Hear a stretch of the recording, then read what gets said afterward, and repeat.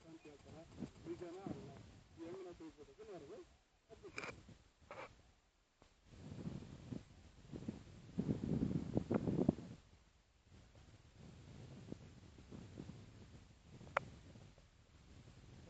ಒಂದು ಹಳೆ ಕಾಲದ ಗುಡಿ ಆಗಿದೆ. ಇಲ್ಲಿ ಜನರು ಸಮೇತ ಇದರ ಬಗ್ಗೆ ಹೇಳ್ತಿದ್ರೆ ಇದರ ಪರಿಶೋಧನ ಬಗ್ಗೆ ಏನೋ ನಿಮ್ಗೆ ಗೊತ್ತಿದೆನಾ? ಇದರ ಗುರುತುಗಳು ಏನೇನೋ ನಿಮ್ಗೆ ಸಿಕ್ಕಿದಾವ? ಪುರಾತನ ಏನದಲ್ಲೇ ಕೆಲವೊಂದು ಎವಿಡೆನ್ಸ್ ಏನೋ ನಿಮ್ಗೆ ಗೊತ್ತಿದೆ ಅದ್ರ ಮಾಹಿತಿ ಸ್ವಲ್ಪ ತಿಳಿಸಿರಿ. ಅಲ್ಲಿ ಏನಾದ್ರು ಬಳದ ಕಲ್ಲು ಶಿಲಾಶಾಸನ ಸಿಕ್ಕಿದ್ವಾ? ಸಿಕ್ಕಿದೆ. ಇವಾಗೆಲ್ಲ ಇದಾವೆ. ಅದು ಇದು ಆ ಒಂದು ಸಂದರ್ಭದಲ್ಲಿ ಅವಾಗ ಇತ್ತು. ಆದರೆ ಇವಾಗ ಎಲ್ಲ ಹೊಸ ಹೊಸ ಕಾಲ ತಕ್ಕಂತೆ ಮಾಡ್ದಂಗೆಲ್ಲ ಹೊಸ ಗುಡಿ ಎಲ್ಲ ಕಟ್ಟಿಸಿದ ಮೇಲೆ ಅವೆಲ್ಲ ತೆಗೆದು ಒಳಗಾಗ್ಬಿಡ್ತಾರೆ. ಜೀರ್ಣೋದ್ಧಾರ ಮಾಡಿದಾಗ ಎಲ್ಲಾಗಿದೆ ಗೊತ್ತಿಲ್ಲ. ಒಟ್ಟೊಂದು ಶಾಸನ ಅಂತ ಇತ್ತು. ಇದ್ರ ಬಗ್ಗೆ ಹೇಳ್ಬೇಕಂದ್ರೆ ನಮ್ಮ ಈ ಒಂದು ಪ್ರಾಂತ ಬಳ್ಳಾರಿ ಸುತ್ತಮುತ್ತ ಪ್ರಾಂತದಲ್ಲಿ ಆ ಶಿವಪ್ಪನ ಶಾಸನ ಸಿಕ್ಕಿದ್ದು ಕಡಿಮೆ. ಆ ಶಿವಪ್ಪನ ಶಾಸನ ಸಿಕ್ಕಿದಂತೂ ಬಹಳ ಕಡಿಮೆ. ಮತ್ತೆ ರಾಷ್ಟ್ರಕೂಟಗಳ ಬಹಳಷ್ಟು ಕಡಿಮೆ. ನಮ್ಮ ಸುತ್ತಮುತ್ತ ಸಿಗ್ತಕ್ಕಂಥ ಪ್ರದೇಶಗಳಲ್ಲಿ ಏನಿದೆಲ್ಲ ಒಂದು ಕಲ್ಯಾಣ ಚಾಲುಕ್ಯರಾಗಿರ್ಬೇಕು, ಇಲ್ಲ ಬಾದಾಮಿ ಚಾಲುಕ್ಯ, ಇಲ್ಲ ಅಂದ್ರೆ ಕೂಡ ವಿಜಯನಗರ ಸಾಮ್ರಾಜ್ಯದವರು. ಈ ಹೆಚ್ಚು ಕಮ್ಮಿ ಸುಮಾರು 800 to 500 ವರ್ಷ ಕೃಷ್ಣರದು ಕೃಷ್ಣರ ಕಾಲಕ್ಕೆ ನಮಗೆ ಕಲ್ಯಾಣ ಕಾಲಕ್ಕೆ ಹೋದಾಗ ಸುಮಾರು 800 to 500 ವರ್ಷ ಸಿಗುತ್ತೆ. പക്ഷെ ಆ ಒಂದು 300 ವರ್ಷದಲ್ಲಿ ಸಿಕ್ಕಿರ್ತಕ್ಕಂಥದ್ದೇ ನಿಮ್ಮ ಒಂದು ಈ ದೇವಸ್ಥಾನಕ್ಕೆ ಸಂಬಂಧಪಟ್ಟಂತೆ ಇರ್ತದೆ.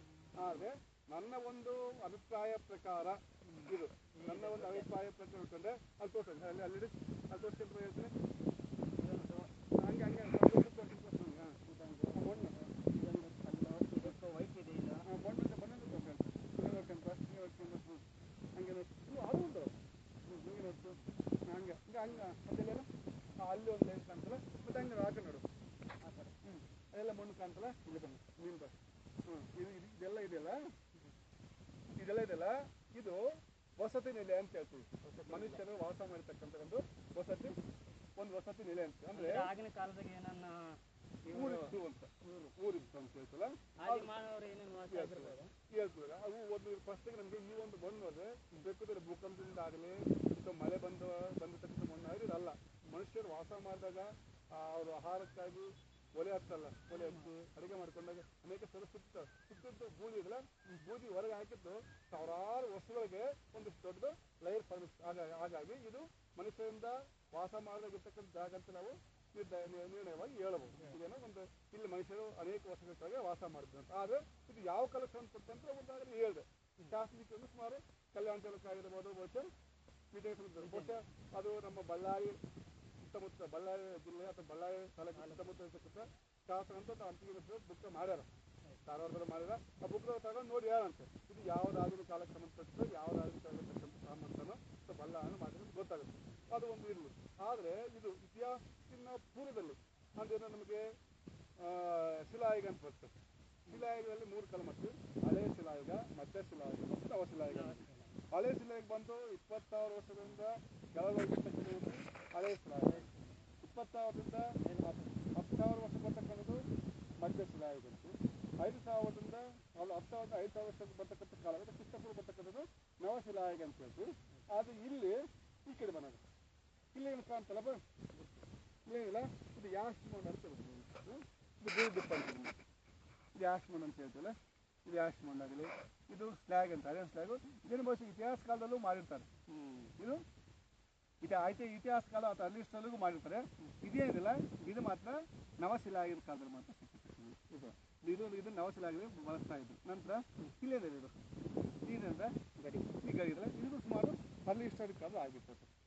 ಇವೆರಡಕ್ಕೂ ನಾವೆಲ್ಲ ಇದು ಈ ಒಂದು ಪ್ರದೇಶದಲ್ಲಿ ಇದು ಇದೇ ಗೊತ್ತಾ ಕಬ್ಬನ್ ಸ್ಲ್ಯಾಗ್ ಅಂತ ವೇಸ್ಟ್ ಆಗುತ್ತಲ್ಲ, ಅದನ್ನು ಕಬ್ಬಿಣ ಕಲ್ಲು ಇದೇನು ಗುಡ್ಡ ಇದೆಯಲ್ಲ, ಈ ಗುಡ್ಡ ತಗೊಂಡು ಇಲ್ಲೇ ಏನು ಮಾಡಿದ್ರು ಕಬ್ಬಿಣ ಮಾಡಿದ. ಯಾಕಂದ್ರೆ ರಾವ್ ಮೆಟೀರಿಯಲ್ ಎಲ್ಲ ಸಿಗ್ತಾ ಇದ್ದಲ್ಲ ಇವ್ರಿಗೆ ಎಲ್ಲ ಮಾಡಿದ್ರು. ಇಲ್ಲಿ ಜಾಸ್ತಿಯಾಗಿ ಐರನ್ ಅಂದ್ರೆ ಕಬ್ಬಿಣನ ಉತ್ಪತ್ತಿ ಮಾಡ್ತಕ್ಕಂಥ ಕೇಂದ್ರ ಆಗಿತ್ತು. ಎಲ್ಲ ಕಡೆ ಜಗ್ಗಿ ಕಬ್ಬಿಣ ಸಿಗುತ್ತೆ. ಅದೇ ಸಮಾನವಾಗಿರ್ತಕ್ಕಂಥ ಯಾವುದೇ ಒಂದು ಶಿಲಾಯುಗದ ನೆಲೆಗೆ ಹೋದ್ರೆ ಇಷ್ಟೊಂದು ಅಂಶದಿಂದ ಕಬ್ಬಿಣ ಸಿಗಲ್ಲ. ಅವ್ರಿಗೆ ಎಷ್ಟು ಬೇಕು ಎಷ್ಟು ಮಾಡ್ಕೊಂಡು ಇದು ಜಾಸ್ತಿ ಪ್ರಮಾಣ ಇರೋದ್ರಿಂದ ಇದೊಂದು ಆಯುಧಗಳು ಆಗಿರ್ಬೋದು. ಬೇರೆ ಯಾವುದೋ ಆಯುಧಗಳು ಆಮೇಲೆ ಈ ಐತಿಹಾಸಿಕ ಕಾಲ ಕೂಡ ಕಬ್ಬಿಣ ಜಾಸ್ತಿ ಬಳಸಿರ್ಬೋದು. ಇದು ಇತಿಹಾಸ ಮತ್ತು ನವಶಿಲಾಯುಗ ಕಾಲಕ್ಕೆ ಸಂಬಂಧಪಟ್ಟಂತೆ ಎವಿಡೆನ್ಸ್ನ ಜಾಸ್ತಿ ಸಿಗೋದು ಅನ್ನೋದು ಈ ನಮ್ಮ ಪ್ರದೇಶ ಸಿಗುತ್ತೆ. ಯಾವುದೋ ಊರು ಅದು ಸಂಜೀವ ಮತ್ತು ವ್ಯಾಘ್ರ ಮಧ್ಯೆ ಇರ್ತಕ್ಕಂಥದ್ದು ಒಂದು ಪ್ರದೇಶ. ಆಂಜನೇಯ ದೇವಸ್ಥಾನ ಆಂಜನೇಯ ಒಂದು ಕಾಲದಲ್ಲಿ ಇಲ್ಲಿ ವಸತಿ ಇಷ್ಟು. ಯಾಕಂದರೆ ಇದೆಲ್ಲ ನೋಡ್ಕೊಂಡು ಕೂಡ ಸುಮಾರು ಒಂದು 200-300 ವರ್ಷಗಳ ಕೆಳಗೆ ಇದು ಊರು ಬಿಟ್ಟು ಹೋಗೋದು ಗೊತ್ತಾಗುತ್ತೆ. പക്ഷേ ಊರು ಬಿಟ್ಟು ಕಾಲಕ್ಕೆ ಕಾಲದಾಗಿರ್ಬೋದು ಇಂಥದ್ರಿಂದ ಆಗಿತ್ತು. ಇನ್ಯಾವ ಪ್ರದೇಶ ನದಿ ಪಕ್ಕದಾಗಿದ್ದರೆ ನೀರು ನೀರುತ್ತವೆ. ಹಂಗೆ ಇಲ್ಲಿ ನದಿಗಳು ದೊಡ್ಡ ದೊಡ್ಡ ಯಾವೂ ಇಲ್ಲ. ಯಾವಿಲ್ಲ. ಹಂಗಾಗಿ ಬಹುಶಃ ಏನಾದರೂ ಸಾಂಕ್ರಾಮಿಕ ರೋಗದಿಂದ ಊರು ಬಿಟ್ಟು ಹೋಗೋದಕ್ಕಾಗುತ್ತೆ ಜಾಸ್ತಿ. ಕಳ್ಳರ ಕಾಟ ಜಾಸ್ತಿ ಆಗೋದು ಬಿಡ್ತಾ ಇತ್ತು. ಬಹುಶಃ ಅದನ್ನು ನೀವೇ ಹಳ್ಳಿಯವರಾಗಿರ್ತಕ್ಕಂಥವ್ರು ಜಾಸ್ತಿ ಇನ್ಫಾರ್ಮೇಷನ್ ಮಾಡ್ಕೊಂಡು ಇನ್ನು ಬುಕ್ ಏನು ಬರ್ತಿಲ್ಲ ಬುಕ್ಕ ಬರೆದಾಗಲು ಜಾಸ್ತಿಯಾಗಿ ಬರಿಬೇಕಾಗಿ ಬರ್ತದೆ. ರಾಮದಾಸ್ ಆದಿವಾಸಿ ಸಂಪ್ರದಾಯ ಬಾಲರಾಜ್ ವ್ಯಾಮರ ಯುವಕ ಗುರುನಾಯಕನವರು ಇದಕ್ಕೆ ದೇವಸ್ಥಾನ ದಾನ ಪಡ್ತಕ್ಕಂಥವ್ರು ದಾನಿಗಳು.